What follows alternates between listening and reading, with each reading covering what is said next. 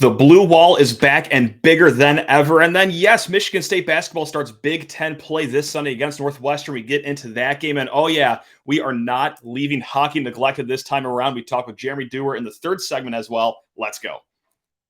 Are Locked On Spartans, your daily podcast on the Michigan State Spartans, part of the Locked On Podcast Network, your team every day.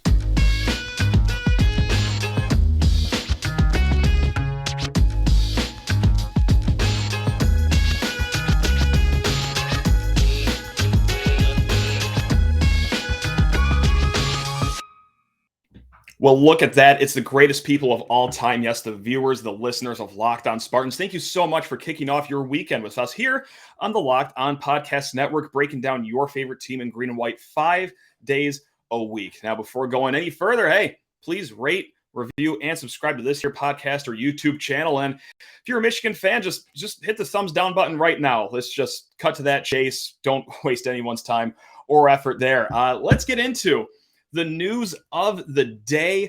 And yeah, we're going to take a trip down the road here to good old Washtenaw County, where their hardworking prosecution office that always play it fair and straight, oh my, have charges against Mazi Smith, a Michigan defensive lineman. Now, quickly, I'll get this one out of the way right here. Felony gun charge. He was at a traffic stop. He had a weapon. Look, I'm not saying that this kid should be buried underneath a prison. I don't even think that maybe a multi-game suspension is warranted. Regardless, nothing is going to happen because we all know how all this plays out. But yes, this was before the Michigan State game. He actually was arrested not too long before the Spartan game, and he was able to play the last 7 games of the season, regardless of all this being out there. But yes, after their media day for the Big Ten championship game, this news drops. And well, let's just get into it right now. There was a statement from Jim Harbaugh here, and he said, quote, "There needs to be accountability. Also, quote, there needs to be a thorough and timely investigation. Quote, it's clear what transpired. It seems very open and shut." And then, quote, "An apology will not get the job done in this instance." And, oh, shoot, okay, hold on. That wasn't the statement for the Mazi Smith thing. That was actually him clutching every single pearl that his family has ever owned when he was at the press conference after the whole tunnel scuffle that happened after the game. You know, the one that had the incident where Michigan State suspended their players during the investigation so that everything can get sorted out before any other discipline can step in or anything like that. Also, Ward Manuel, he had a statement as well. And no, I'm sorry. He's still working on that statement for the whole Jeff Jackson incident when he wrapped his own car around a light pole at 3 a.m. So we'll get back to you in a little bit here, Ward. Actually, no, on a real note, they did have a statement. It was laughable, but nothing's going to happen. They did the whole, he's a good kid, thinking, hey, maybe that's true. You know, having a weapon inside your car, I don't think makes you a horrible person or a bad individual or a thug, like some of you people like to say over there. No, just in the same way that I don't think pushing and shoving in a tunnel after a very heated game against a very heated opponent makes you a bad person as well. But again, I know that all you people wanted our team buried under the prison, and you made sure to get your AD screaming about that and your head coach crying about that as well. And there are just crickets around this incident here. And look, never mind the timeline for the charges and everything. We all know that the season ticket holding law professor, that's the prosecutor over in Washtenaw County, had his hands tied. He was a little busy the last month to get in front of this one. And look, never mind him being arrested at the scene, you know, kind of just like Jeff Jackson wasn't when he totaled his car at 3 a.m. No sobriety test either. Or, you know what? Not arrested at the scene. No, that's weird because Amani Bates was also arrested at the scene in the same county. It's almost as if you're a Michigan athlete. You get preferential treatment. That's interesting. That's not the way it should be. But look, I laugh about this because what else can we expect? Nothing is going to change. And let's just talk about the state-run media here that we have in this wonderful state of ours. And yes, I know we look over at foreign lands like North Korea or, I don't know, Iran or whatever the hell you want to look to and laugh at their propaganda. Well, not too funny when it happens in your own state. This is the sports version of state-run media. And no, this isn't one of my opinions. This isn't a conspiracy theory. I'm sitting you down like an adult with wool over your eyes. You're not going to listen to me. And telling you what's happening. Like, please, you think that any professional person on the beat does any digging around to do anything that could possibly hurt the giant PR machine that, well, they're kind of employed with at Michigan? No. And look, before going any further, I get it. The blue wall, it's here. I used to be naive. I used to say, no, it doesn't exist, but it absolutely positively does. But one misconception of the blue wall is that the Michigan State beat reporters are out to get Michigan State. And no, look, State fans, I know that you feel this way about some of our reporters, but I'm going to tell you that they just do their jobs. It's very hard to see that sometimes because you look at one team that doesn't have anyone doing any digging around or holding anyone ever accountable. And then the guys that cover Michigan State do. So yes, that could be frustrating, but no, look, no one does their job on the Michigan beat. Part of journalism is holding people accountable, telling the inconvenient truths, but there's none of that over there. And look, hey, we could lie to ourselves and say, oh, well, the charges were just filed or whatever. You know, today, what do you talk? I've got a little secret. That's not a secret at all, actually, because a lot of people knew it. I knew about this Mazi Smith thing before the Michigan State game. I'm not a Michigan insider. I don't peruse message boards. I barely even care. But yet it was just information offered up to me freely. You're telling me that no one in their media knew, no one dug around, no one put it on the front page of their sports section, kind of like the way the news did it when LJ Scott was just popped for driving on a suspended license? No one did that. We all had to whistle by the graveyard and just wait for this to happen. And look, it's an unfortunate circumstance here, but we got a great example in front of us right now. Is that after Michigan State had the tunnel incident, Mel Tucker immediately suspends all players, doesn't even let the investigation start before, you know what, we're shutting down all the players right here. And still, culture issues within the program, leading a team full of thugs. Oh, this is terrible. What a stink. Okay, and then Jim Harbaugh, he holds his guy out, 0 snaps, 0 games while all this is going on, and gets to use he's a nice kid excuse when, you know, no punishment's going to happen. But it doesn't have to, because, again, this is the blue wall media. No one is ever held accountable. No one does any digging whatsoever. And, hey, one of the biggest stories that happened in the last decade, unfortunately, Brandon Gibbons, the kicker for Michigan, accused of rape, covered up for 3 years. Oh, well, yeah, that was dug up by journalists, wasn't it? Not really, actually. It was dug up not by professionals, not the Free Press, not the news, not MLive, not anyone that actually gets a good paycheck to write about them. No, even that story had to have been dug up by the Michigan Daily, the student newspaper at Ann Arbor, kids that are trying to make a name for themselves in their careers before they hopefully go on to better things than working for a propaganda machine. But yes, they just don't do their jobs, and nothing's ever going to happen. It was very funny to see a certain reporter. I'm not going to name drop him. I like him a lot. He said, oh my God, how is Michigan and the prosecution going to spin this? Can we be adults here, please? We've seen this play out every single year. Anytime something like this happens, they don't have to spin anything because there's no talking done. No one asks questions. No one asks any follow-ups. This is just like the Donovan Edwards situation. This is just like the Jeff Jackson wrapping his 80 cars around a light pole situation.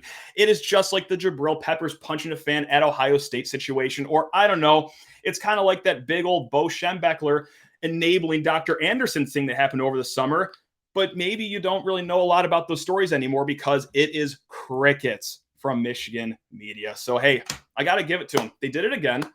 Nothing's going to change. This won't be a story that goes on any longer in their eyes because it was never a story with them to begin with. So, yes, it's tough when Michigan State has to play 13 opponents on the football field every single year or an additional opponent in basketball, but there's always the opponent of the media. And look, again, not opinion. Not crazy tinfoil hat conspiracy. I'm telling you what's happening, guys. Really, you don't think anything else is getting swept up over there in Washtenaw County or at Michigan? Please, you almost got away with it this time.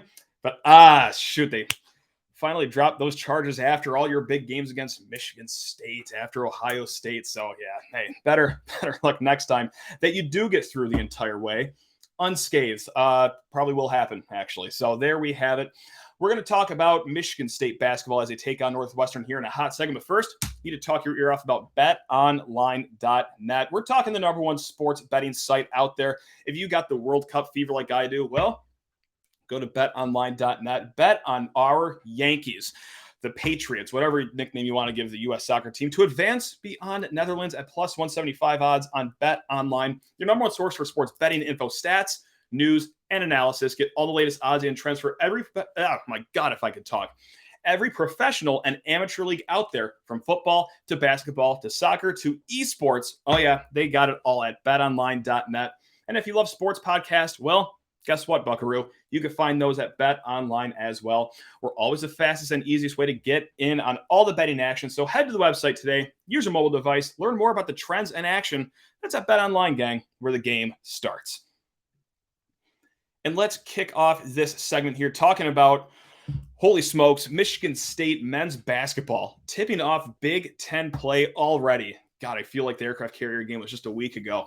But hey, Sunday at Breslin Center, 7 p.m., they are taking on the mighty Northwestern Wildcats in a game against a team that has thrown some barbs at Michigan State in recent years. It doesn't matter how good or how, well, not good Northwestern is. They are always a dog in this one. So let's get to learn about our Wildcats here.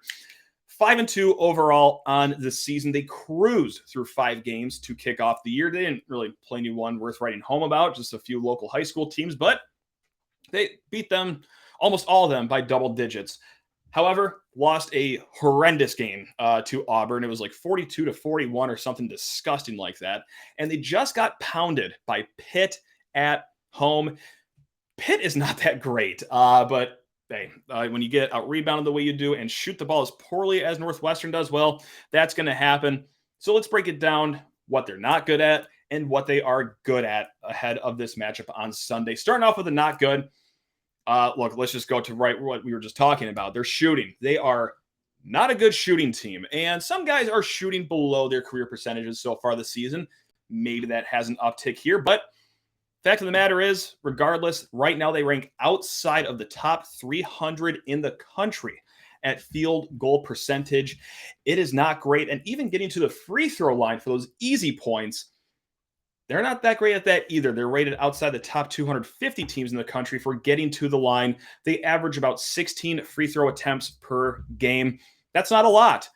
However, for context, Michigan State is actually even worse at that. They shoot about 15 free throws per game. So if Michigan State can start ticking that number up a little bit, especially with the strong free throw shooters they do have, that would be very beneficial, I think, as we get into Big Ten play. And also, well, yeah, you want easy points from the free throw line against this Northwestern team, because let's go to what they are good at. They are really good at, well, everything that's not offense and shooting and everything like that. They are top 25 in the country in defensive efficiency, and they are numero uno. That's right, number 1 in defensive 2-point field goal percentage. Teams are shooting the 2-point field goal at 37.6% against them. And they're also pretty strong, too, with perimeter defense as well. And also, this is a bullet point I could have copied and pasted from the Notre Dame preview, but Northwestern is very experienced as well. They still have Chase Audige. They have Boo Buie, which how on earth is he still playing college basketball? And then Robbie Barron as well, and Ty Berry, upperclassmen. They all lead the team in minutes. Now, unlike Notre Dame, Northwestern actually goes pretty deep in their bench. They play 8 guys, more than 17 minutes per game. I did have a bullet point here for just what they're decent at. They're decent at rebounding. The numbers say that they're an okay team, offensive and defensive rebounding. However, they got beat on the boards pretty bad by Pitt, by Auburn. They're 2 Power 5 teams that they've played so far this year. So that will be a key to the game. No doubt. It's always a key to the game. But yeah, rebounding, this is going to be a good litmus test for Northwestern to see just how good of a team they are on the boards. Now, let's go through the starting lineup. Again, they have 8 players that play at least 17 minutes per game, but this is the crew that gets the bulk of the play here. Boo Buie, 6'2" point guard. That has absolutely obliterated Michigan State in the past. Actually, in the last 3 games against Michigan State, he is averaging 21.3 points per game. I just am thrilled to see him not play against Michigan State ever again, but I don't know. Knowing how this goes, he'll probably get like an 8th year of eligibility granted to him next year. Regardless, Boo Buie is back. No one has forgotten his name. Now, Boo Buie's wingman, Ty Berry, 6'3", shooting guard, shot 38% last year. So he has a good shooter in him somewhere, but this year he's just shooting the 3-point ball at 29%. So we talk about this throughout the season. Numbers are going to be sustainable and unsustainable. Numbers are going to rise if, their career shows something different. Maybe this could be something with Ty Berry here. Usually a good shooter, struggling this year, but hey, hopefully a road trip to Breslin Center keeps the struggles going along here. And Chase Audige is another name that 6'4" wing player. He thinks he's a 3-point shooter. He takes about 6 3-pointers per game, doing decent at it so far this year, 35%, but last year on the season, shot 28% from 3. So it's almost like the opposite of Ty Berry, a guy that's starting the year pretty well. Hopefully comes back down to his career mean here in a little bit. Just to round it out, Robbie Barron, 6'9" senior. He can step out and hit a 3. Doesn't take a lot of them, just a little over 3 per game. Solid rebounder, though. Almost kind of like a Joey Hauser type player, maybe a twinge more athletic than him, but that's going to be a good matchup at the 4, Joey Hauser versus Robbie Barron. And then Titus Verhoeven.